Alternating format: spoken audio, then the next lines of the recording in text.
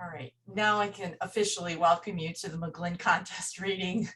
Um, we have been doing this. We've been doing a contest in honor of Marguerite McGlinn, now Christine, for how many years?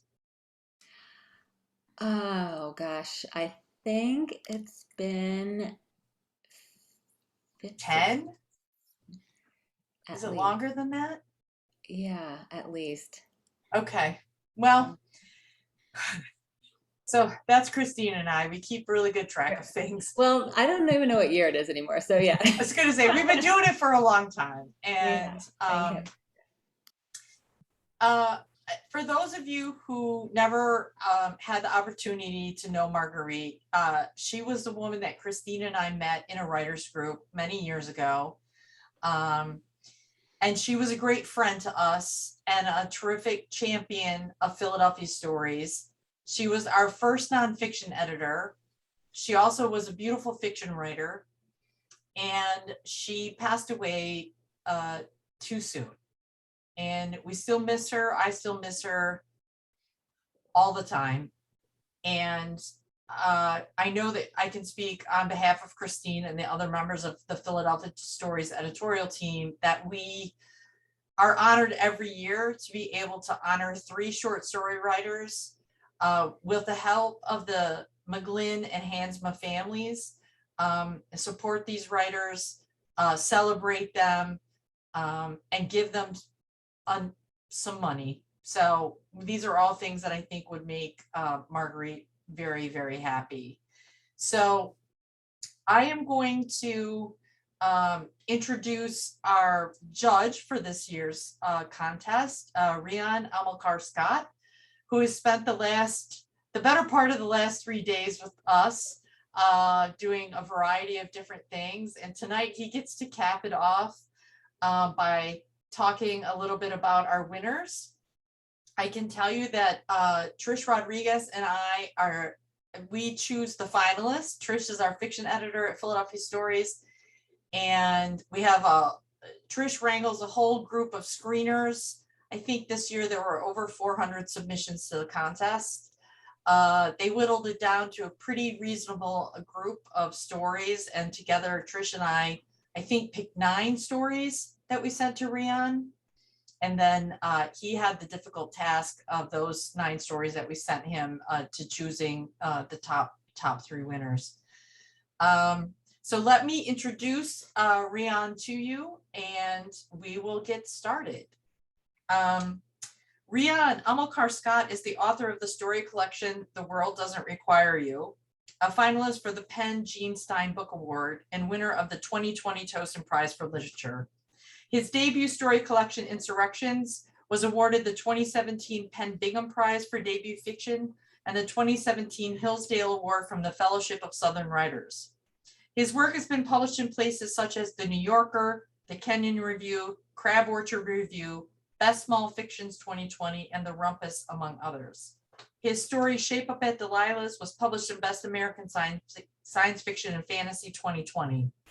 He was raised in Silver Spring, Maryland, and earned an MFA from George Mason University, where he won the Mary Roberts Reinhardt Award, a completion fellowship, and an alumni exemplar award.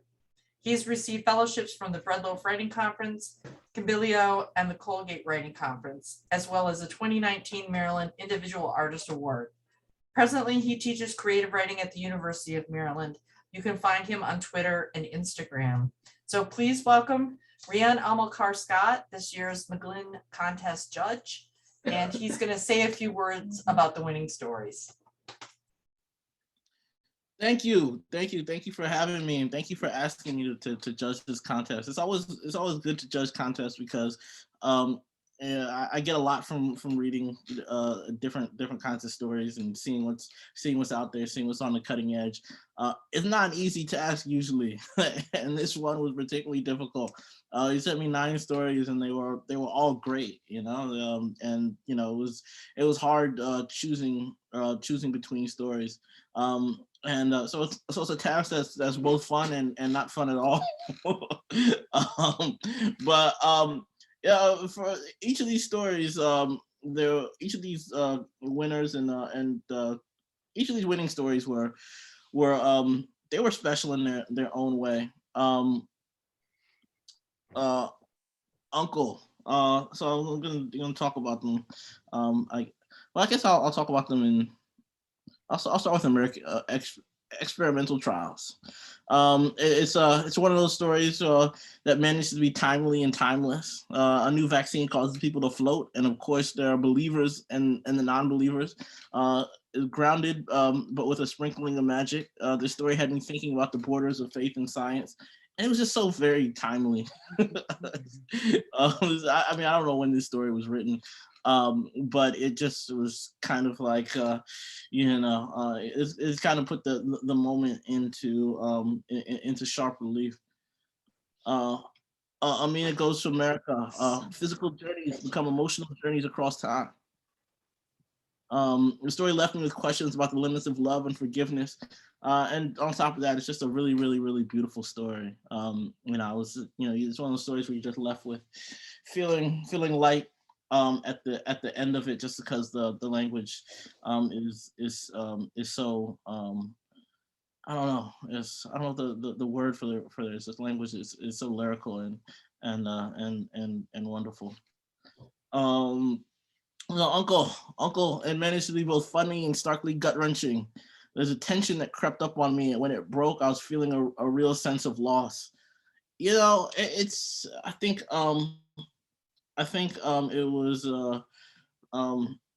Vonnegut who said this writing thing is like this magic trick, or he might have said practical joke, where you just there's nothing but black marks on white page and nothing else. I think anytime you walk away feeling real emotions and sometimes even tears, it's just something that shouldn't be able to happen, but it does. And Uncle is just one of those stories where I still think about it, and I still get those feelings. Oh, thank you so much, Rian.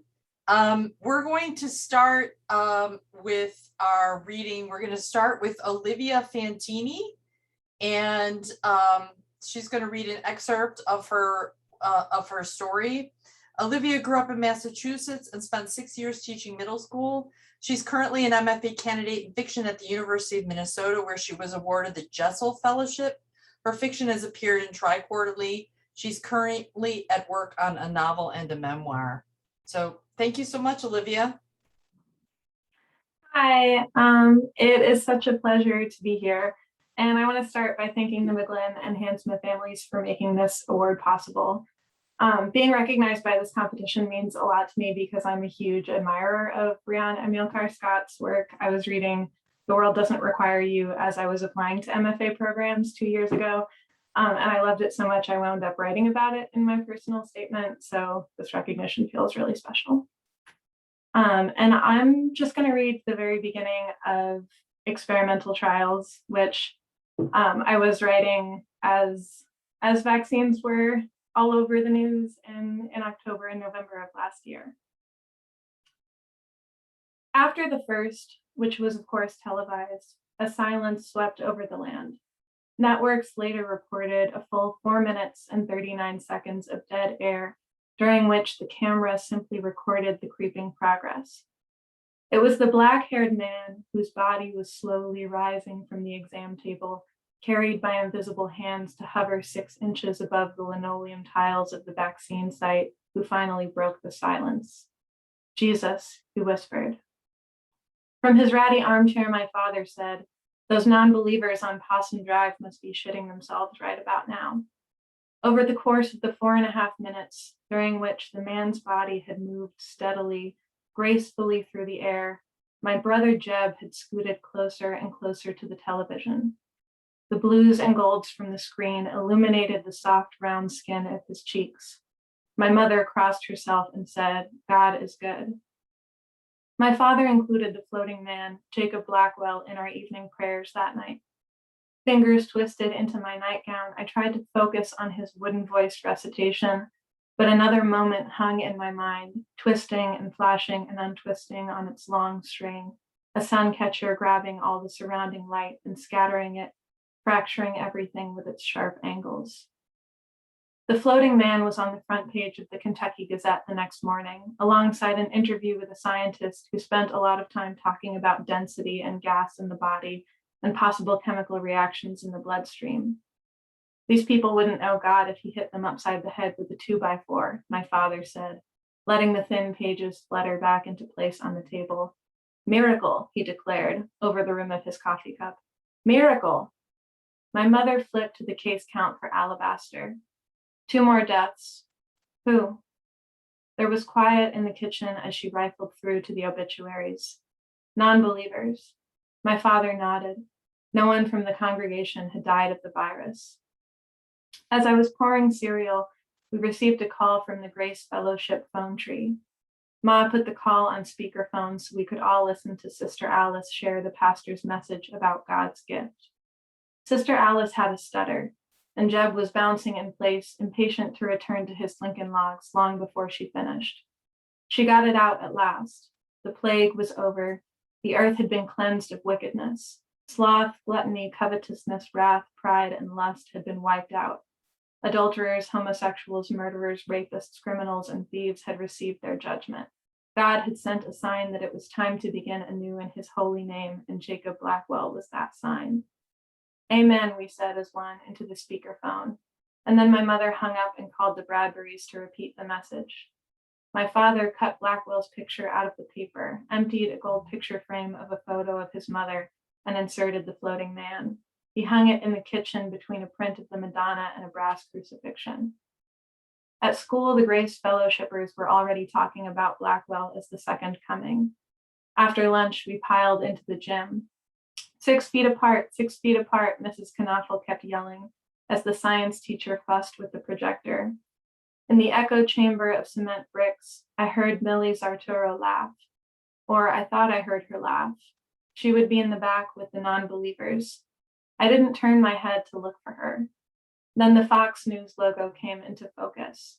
It was warm in the gym, and the breath in my mask slipped up to fog the lenses of my glasses until I had to take them off and wipe them every few minutes. Blackwell was still floating. They showed a short clip of him hovering around the hospital room where he was being kept for observation, eating his breakfast in midair. They were doing it again, this time with a woman. She had short red hair that curled out on either side of her face. Black wires and electrodes were connected to her temples, her chest, just about everywhere. The doctor administering the vaccine stepped back as soon as the liquid entered her body. At first, nothing happened, and the fellowshippers sitting together in the front row of the bleachers nodded at one another. He shall come again in glory, Shirley Jackson began. Then there was a tugging on the wires. The camera frame zoomed out. The woman's legs were lifting. Her shoulders rose. There she was, a solid 2 inches above the red pleather of the exam table. I think she could have gone higher if she weren't hooked up to all those machines, which just kept chugging along. Nothing beeped rapidly like in those hospital shows. No plunging red lines appeared on the monitor. A few of the non-believers in the back rows of the bleachers laughed. And I'll stop there. Thank you. Thank you so much, Olivia. That was really wonderful. Thank you. Our next reader is Farhad Abir, and he's going to be reading an excerpt from Amina Goes to America. Farhad is a writer from Bangladesh. His work has appeared in the Los Angeles Review, the Bombay Literary Magazine, Himal South Asian, Courier International, The Wire, Brick Lane Tales Anthology, and elsewhere. He has an MFA in fiction from Boston University. He received the 2017-2018 Charles Pick Fellowship at the University of East Anglia. Currently, he is working on a short story collection, which was a finalist for the 2021 Miami Book Fair Emerging Writer Fellowship. Please welcome Farhad Abir.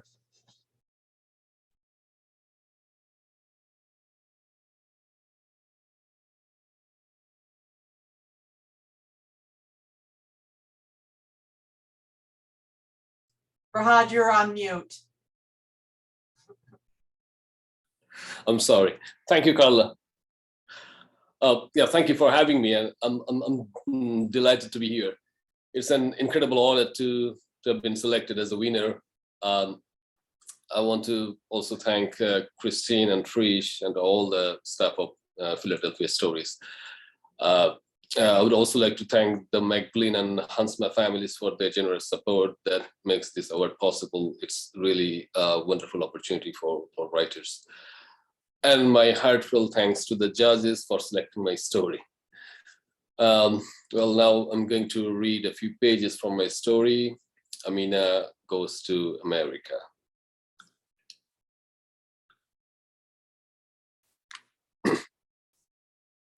A young white officer asked her in heavily accented Bengali, "What's the purpose of your visit?" "Cancer," Amina replies in English, standing in front of a glass window. "My husband, cancer." The officer at the American Embassy, Dhaka, gives her a sharp look, checks her papers, then abruptly disappears through the side door. When he returns, he types on his computer and says her visa application has been approved. Amina thanks Allah that the man hasn't asked her any complicated questions about her husband. 20 years ago, when Selim left for America, she was 31. Her son was 5 and her daughter 3. Selim never returned. The first few years, he called every week and sent enough money that she was contemplating buying a small apartment. Then came the attack on the Twin Towers, and he lost his job at the store in Manhattan. That was when all the trouble began. Outside the embassy, Amina catches her son smoking on the street. He drops the cigarette and crushes it underfoot. "Did you get the visa?" he asks. Amina nods. Beside her son in an auto rickshaw, her mind wanders back to the early days of her marriage. Selim smoked a pack of Benson and Hedges every day. He loved spending time with friends and talking politics at the neighborhood cafes. He worked buying stock from garment factories and selling them to the local clothing stores. She thinks of the day Selim took her to Chor Island. He had heard about this newly deposited expanse of land in the river Meghna. One Friday, they had an early breakfast and took a bus to Narayanganj. From there, they had a long but refreshing rickshaw ride on dirt roads through farmlands, mile after mile of mustard fields. The scent of mustard flowers in the spring breeze was intense, intoxicating. It was a beautiful day. After the boat dropped them off on the island, they wandered about for a few minutes and spotted no sign of human presence anywhere, only a vast sandy land surrounded by water. Selim pulled her hand and they ran like children. He stopped and gave Tarzan's jungle call, cupping his hands around his mouth. "Amina," he shouted, "how about we never go back and just live here? We will be the king and queen of this island." "Yeah, that would be fantastic," she said. They walked side by side, his arm draped over her shoulder. They dipped their feet into the water of the Meghna. Then, without warning, he picked her up in his arms. She found herself dangling above the water. He rocked her body, saying, "I'm dropping you." "No," she screamed. He laughed and kissed her. After Selim lost his job in Manhattan, Amina heard from him less and less. Whenever he phoned, he talked about uncertainties. Illegal immigrants were being detained. He didn't go out much, fearing deportation. The other day, he said, a fat white man spat on him in the street, calling him a terrorist, telling him to go back where he came from. That same day, after getting home, Selim shaved off his short black beard. When he had said this, Amina had trembled and tears raced down her cheeks. She didn't mention she was having bad dreams about him. Just the night before, she had screamed for help as Selim was dragged into the street and beaten. She woke up panting, soaked in perspiration. When she came to her senses, she clasped her shaking hands together hard and asked Allah to keep her husband safe. Later, in her dawn prayer, she also prayed for the recovery of the Bangladeshi man she had heard on the news had been shot in the face at a Dallas gas station. "Please come back home," she implored Selim. "We don't need American dollars. We will be happy here together." Selim said he was moving to another state soon. You know, Amina, it's a great country to live in, but you need the legal status. Months after, he settled in New Jersey. His friend in New York called to tell her that Selim was living with a Mexican woman. In April, when Amina finally received a call from Selim, she exploded. He tried to explain that he just rented a room in her apartment in preparation for entering into a contract marriage. Amina, don't be mad. Some people do it here to get papers. It's not real. She cried and begged him to return home immediately. You have to choose either me or your America. Amina, listen. She wouldn't listen. She yelled and cursed him. She asked him not to contact her anymore. Many wives become widows at a young age. She said, I will consider my husband dead. I think I should stop here. Thank you. Thank you so much. Thank you so much, Rahad. That was wonderful.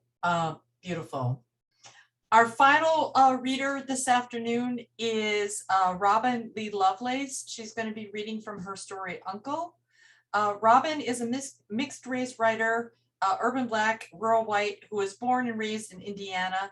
She won the Etchings Press annual competition for novellas for Savan, not Vani, and was the second runner-up in the Daisy Petals Writer in Residence competition in May 2020.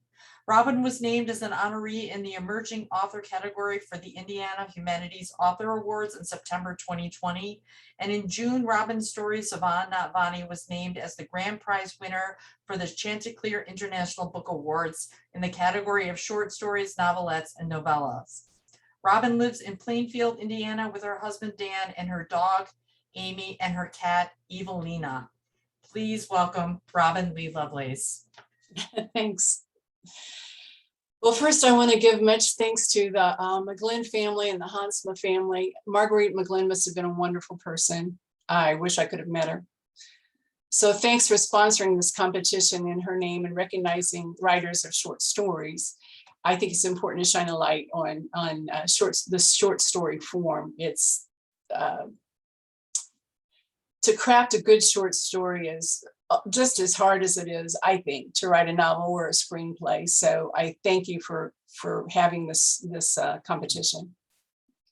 And I want to thank Philadelphia Stories too. You are doing very great work for the creative community of Philadelphia. And to this year's judge, thank you, Mr. Rian Almacar-Scott, for picking my story as the winner. My wheelhouse has always been magical realism, but I must recognize that you are a master of the genre. And I feel like I need to thank my very supportive family. First, my husband for always encouraging me, even when he didn't understand why I had to put a flying dog in this particular story. And for being patient enough to read pages when I'm at a writing dilemma and he's trying to watch the Colts or whatever. Right, read this. And then I want to thank my sister Abby, who's always been my strongest supporter, and my two brothers Rich and Trace for being very supportive too. I write stories. My brother Rich tells stories, and they're so crazy sometimes that you got to believe that they're true. The first story that I ever got published and paid for was based on something that happened to him when he was a paramedic with the Phoenix Fire Department. Trace is, I call my Jackson County brother because he still lives in rural Indiana. So whenever I write about rural Indiana, and this story, Uncle, is one of those, I talk to him because he can tell me the details. So I'm gonna get verklempt, I'm sorry. So anyway, thank you. I just want to say one more thing before I read. I have a collection of stories, including Uncle. And for 6 months, I've sent this out and nobody wanted it. I got this story, I got this Marguerite McGlinn win, put it in my bio, and I got a book contract. So I highly recommend winning this contest. So anyway, with that being said, I'm going to read Uncle. And if I revert to my Southern Indiana accent, sorry. Uncle. Uncle always lived in the other house by himself. When he was younger, before I was born, he was a truck driver. Then he was a drummer for a while with the band called Texas Red. Then he got married, but his wife left him after 3 years. Then he got sick and he had to stay in the loony bin for a while. When he got out, he moved into the other house on Mom's property, 10 miles outside of Glenville in southern Indiana. He stayed holed up in the other house most of the time in his bedroom that smelled like a man's armpit. When I was in 6th grade, Uncle took me to the pasture where the cows grazed when my grandpa was still alive and showed me how to shoot his rifle. He taught me how to load in the cartridges and aim and shoot. I pulled the trigger 4 times before I hit a beer can off the fence post. Uncle whooped and kicked the toe of his boot in the dirt when I did that. He took the gun from me, reloaded it, and handed it back to me. Smiling, he said, "Now shoot me, Stacy." He thumped himself in the chest and said, "Aim right here, baby girl. Shoot me out of my misery." I laughed at him and I heard Mama calling for me, so I handed him back the gun. I thought he was teasing me. I was sure that first time he was just teasing. He told me we'd do target practice again sometime, but when I told Mama about it, she said, no more target practice, because she wasn't sure if he was still taking his meds, so we never did. Sometimes at night, Uncle would put on his clodhopper boots and light a kerosene lantern and leash up Porter, Mama's hound dog, and take his gun and Porter up into the 37-acre woods that grew behind Mama's house and partly behind his. Sometimes in the morning, there'd be a raccoon, skinned and cleaned and floating headless in a big pot of cold salt water on Mama's covered porch. Sometimes he left Porter behind and went up alone. On those times, I could hear him shooting in the woods so late at night that the moon was already to the other side of the sky. Uncle drank Johnny Walker sometimes, so when he was drunk, he didn't want nobody to come to his house. I'm the one who brought him his breakfast. I'd walk it over, sit on the kitchen counter, and yell at him to come down for his breakfast. I'd collect the dishes from the morning before, but when he was heavy drinking, he'd call Mama on the phone and told her not to bring no motherfucking eggs and bacon over because he was sick of being poisoned by her cooking and she was just a half-sister, know-nothing bitch. Mama took the breakfast over herself on those days and made him get out of bed and clean the stinky drunk ass up.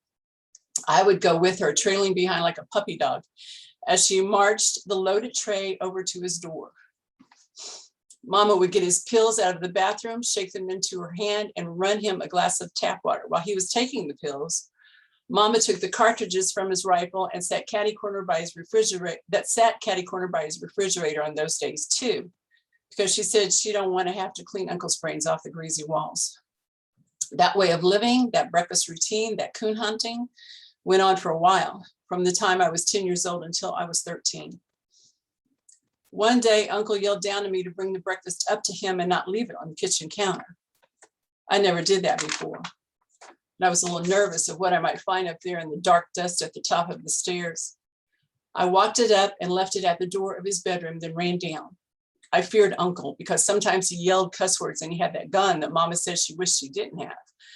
But if she took it from him, he'd just call his old friend Curtis to drive him to Junior's to buy another one.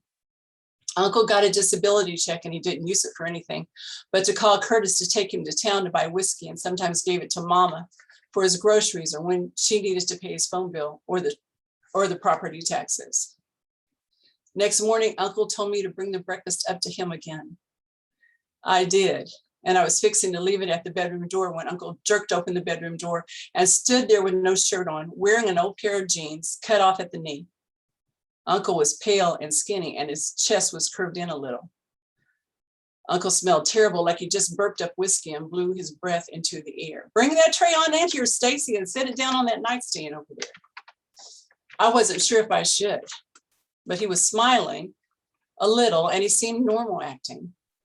I went on in, I set the tray down. I tried not to crinkle up my nose at the stinky smell coming from the bed. "Look what I did to that microwave, Stacy," Uncle said. He pointed to his broken up dented microwave that was on top of his clothes dresser. I looked at it, nodded, and fast walked out of the bedroom and down the stairs. When I got to the bottom of the staircase, I yelled up to Uncle, "Mama wants you to take your meds." He shouted down at me, "Tell your mama I don't need no meds. I ain't crazy. And I taught that coon dog to fly. He can fly now, Stacy. Porter can fly. I'm not dreaming. I taught him. High enough to get in them trees and catch a raccoon. Tell your mama she's got a special dog." I went to the kitchen and picked up the tray of dishes from the morning before and hightailed it back to Mama's house. I turned to look at Uncle's house just once. He was watching me from out the bedroom window. So anyway, I just want to say thank you for this. It's so affirming and so encouraging, and it's just wonderful. Thank you so much. Thank you, Robin. Thank you so much. Thank you to all of our winners and to Rion Scott for his wonderful work as our judge and our masterclass instructor, and all the great things he's done for us. I'd like to say thank you again to Tom and everyone involved in supporting the prize in Marguerite's name. I also just have to give Robin a special shout out. Half my family is from Indiana, so it's been a while since I've heard that Hoosier accent. I grew up in Michigan, but I know that Hoosier accent well, so that was really a treat. Thank you. So we'll leave the Zoom room open, and I would encourage you, if you have not been on the Philadelphia Stories website, if you're not a member of Philadelphia Stories, now is a great time to consider becoming a member of Philadelphia Stories, so you can get one of our beautiful magazines delivered to your house every quarter. You can read these stories in their entirety on the website, and we encourage you to do that. And we hope to see you all in person somewhere next year. Let's just keep that good thought. So thank you all so much, and congratulations again to all of our winners.